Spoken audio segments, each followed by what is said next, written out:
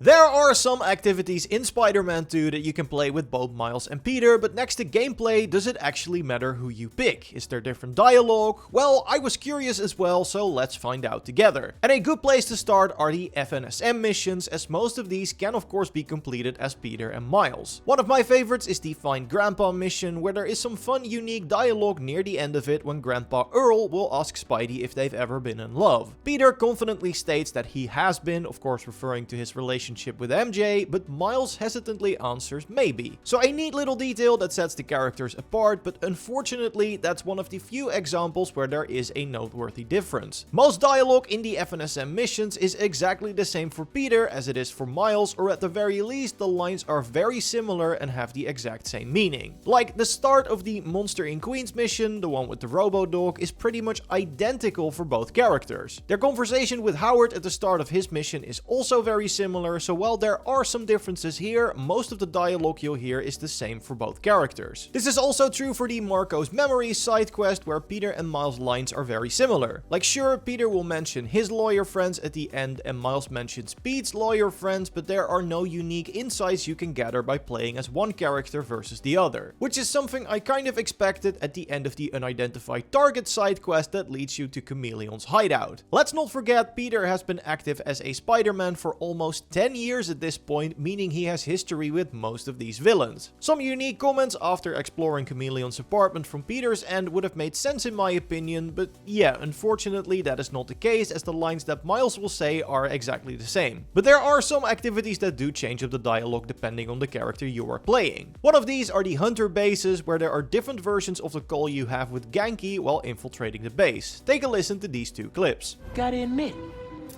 that's a good use of the space. Is it? Remember, these drones are designed to kill you, dude. Are there bird drones? Why didn't they just pick an aviary? Does it matter? They're making these drones to kill you. Good point. While they're not wildly different conversations, the conversation between Miles and Ganke feels a bit more like two friends having a phone call, which is of course the case. And it also helps that Ganke's responses are slightly different in both versions, whereas with the FNSM missions, NPCs respond with the exact same lines for both playable characters. In a similar fashion, Miles and Peter's conversation at the end of a crime with either Wraith or Agent Venom are also different. Still can't believe we get to do this. Are you kidding? I love it. Well, nice work. We should figure out a team name. Pete didn't mention Spider Pals? It would of course break the immersion, as Peter knows both of these characters well, so if Miles would talk to them the same way, it wouldn't really make any sense. And I love these little details. I think it's a cool way of adding some world building during activities, so I would have loved to see more of it during some of the other major side content too. Because surprisingly, it's the smaller side activities that offer the most unique lines of dialogue. I already mentioned crimes, but the Spider-Bot collectibles all trigger different lines from Miles and Peter. While I haven't checked every single interaction, the ones I did were all completely unique for both characters. Dare I say it? Kinda cute. Don't think I can ride this one. The only exception here is the final cutscene you unlock after getting every bot. That one is identical for both characters. But let's dig even deeper and see if there are more differences between the characters. Of course, if you enjoyed the video so far, be sure to leave a like and subscribe for more Spider-Man 2 videos. Now, one big difference between Miles and Peter is of course that Peter has his symbiote arc halfway through the story. And this does more than just unlock a new suit and powers. When the symbiote starts influencing him in the second act of the story, his dialogue responses will also reflect his change of personality. This starts from the mission New Threats and lasts until you start the mission Anything Can Be Broken. In this time frame, Peter's dialogue will change, reflecting his shift in personality. His combat banter is much more aggressive. Thought you could hide, Spider-Man! Now! And his responses when you complete a crime will also be different. Be thankful any of you can still walk.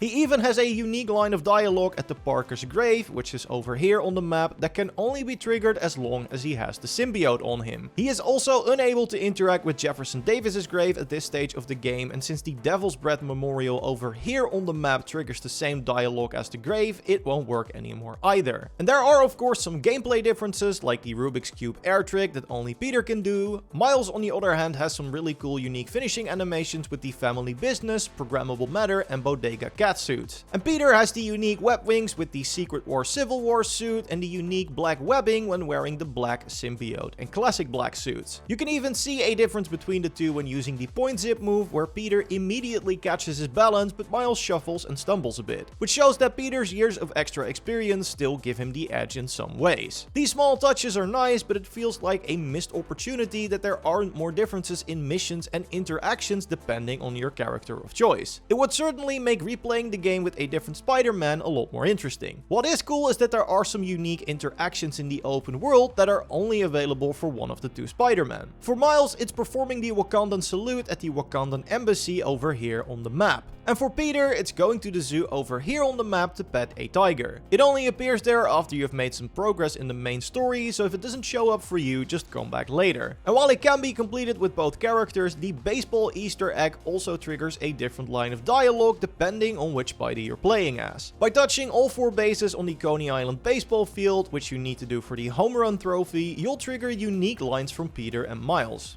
The Spiders win! They got the series, the championship, the cup, the trophy, the whole enchilada with guac on the side. And Parker does it all with the home run bunt.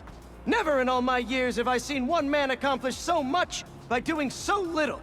What's also really cool is that if you check your quest log, you will see that the recap of events changes if you switch characters. For example, the mission log for the first mission will mention Peter hoping he won't be fired if you're playing as him. But if you switch to Miles, it will instead mention him having to finish his essay. Each mission will have a different description depending on which character you are playing as. So to sum up, yes, there are a ton of cool details that make playing as Miles and Peter different. Obviously, there are major gameplay changes in character-specific missions too, but I do think there are some missed opportunities when it comes to the side content. I get that the mission objectives and structure are the same across both characters, and that's fine, but I think more unique dialogue is definitely welcome. For starters, it adds a cool kind of replayability as you get a slightly different experience for each character. And with a new one likely being added to the mix in the future, you're looking at 3 different playthroughs if you want to experience everything the game has to offer. If Insomniac decides to stick to their shorter but sweeter formula and the next game is also around 20 hours long, you are tripling that for players who want to experience everything without making the game feel overwhelming to those who are only there to experience the main narrative. And while I personally don't mind shorter games, especially not in a year like this, I know some people think 20 hours isn't worth the investment of a full-priced game. So giving some incentive to replay a game can please both camps. And it also gives a ton of opportunities for cool character building. Again, a good example is the Chameleon mission, a villain Peter has already fought in the past. So it would make sense to have his character give some extra insight because he knows who he's up against. And while writing this script, I was suddenly reminded of how Gotham Knights handles its 4 main characters. I know not everyone loved that game, but one thing I think we can agree on is that it really made each character feel different, even outside of gameplay. Not only were there unique scenes between the playable characters outside of main missions, your interactions with the main villains would also reflect the character you're playing as. Like in your first introduction with Harley, she immediately establishes her history with each character in her first line of dialogue. I think if the next game in the series brings more of that, multiple playthroughs are going to be a no-brainer to everyone who wants to experience the full story. So I am hopeful for the future. Spider-Man 2 was of course their first go at multiple protagonists and they already did a lot right. So if we see more improvements to the system and a third playable character in Silk, I think we're in for a real treat. And speaking of which, we of course end every Spider-Man video with some amazing shots from our community selected by Joyce, so show me what you got for us this time. Yes, thanks Dennis. First up, we've got Mr. HVK who took this awesome shot of Miles in the Across the Spider-Verse suit. I love the negative style background here, including the added rain effect. Yeah, and I'm also really loving the lighting on the suit. I think it looks beautiful.